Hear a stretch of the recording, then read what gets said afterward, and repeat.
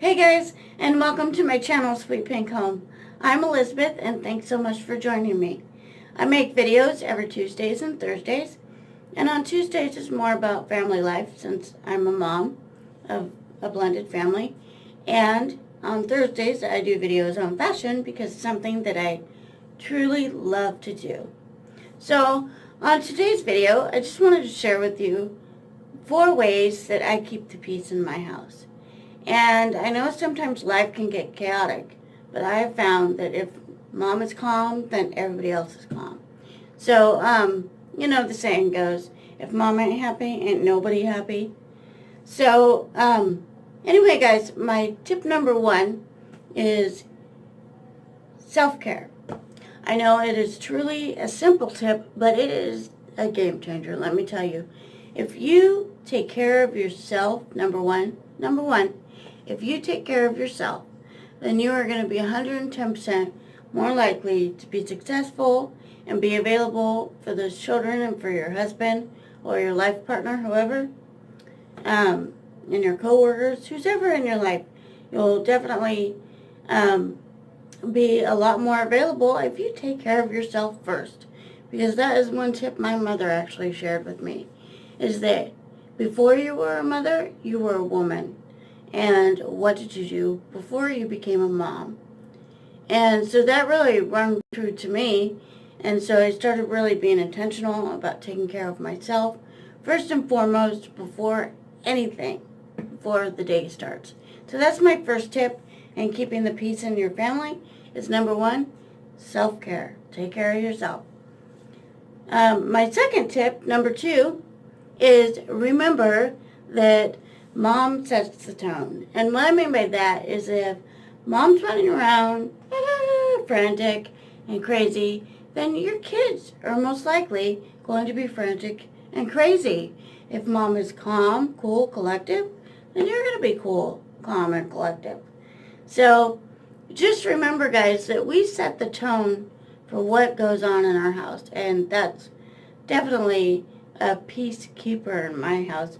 I've noticed that when I get crazy, my kids get crazy. When I'm happy, they're happy. They just kind of follow suit. It's just the way it happens in our family. And so that is my tip number 2, is just when you find yourself turning kind of on the side of chaos, just kind of, I do like breathing techniques, believe it or not. Like, okay, I feel my body kind of going crazy, so mental timeout, take a deep breath in through the nose, out through the mouth. I know it's kind of weird, but it works for me, and hopefully, if you kind of have a chaotic house, it will help you. So that is my tip number 2. My tip number 3 is actually one of my favorites, and it's because I love music. And what I do is, for instance, I hate cooking.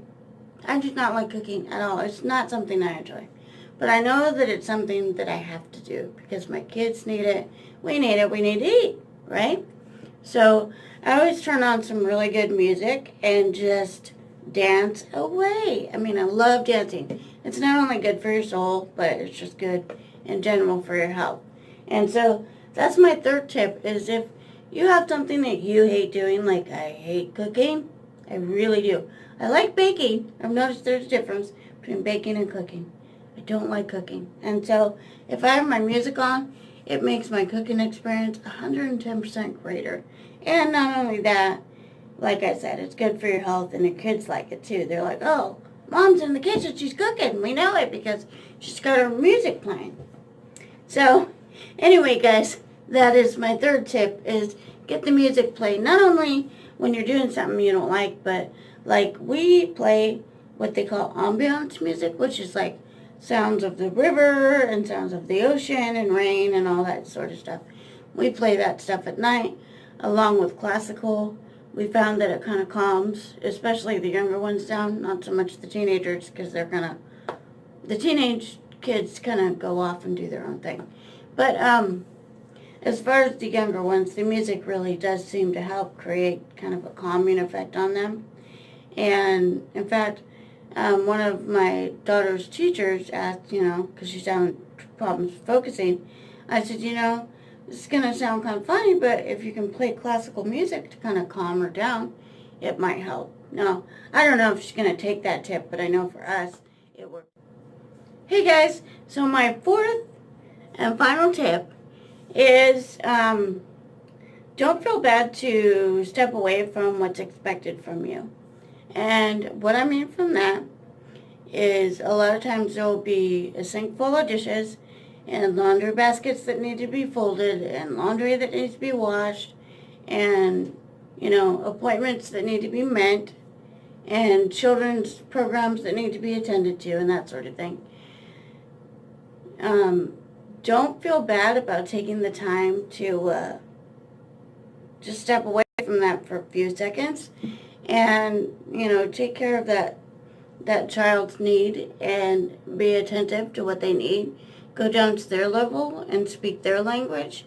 I know for us, or at least for me, it has been a game changer.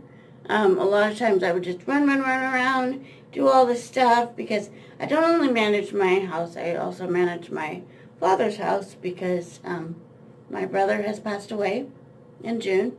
And if you haven't checked out any of those videos, I have a few videos on that. But anyway, guys, since then, I've had to manage 2 separate households. And I was just kind of running around, running low on, you know, just energy in general. And I found that if I just stop and take a moment and take care of that child's need, whatever it is, even if it's something simple like they want a glass of water or milk or whatever, it's important to them to pause and take time out of what's expected of you. Because when it comes down to it, guys, I know for us, we have older teenagers, and one day those teenagers are going to walk out the door, and, you know, the moments that they're going to remember aren't the ones where you're folding their laundry. They're not going to remember all that.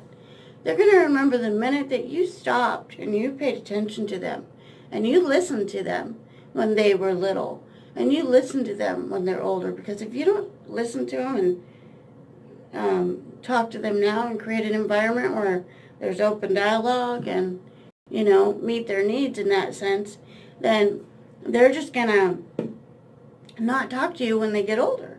And lucky for me, I've always had an open dialogue with one of my oldest daughters.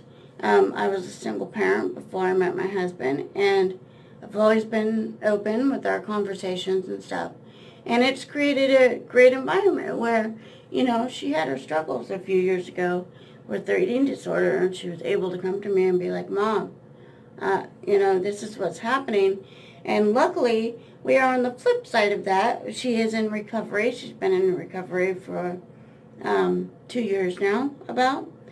And not to say that it's perfect, but she is amazing. She has conquered that disease. And yes, an eating disorder is a disease.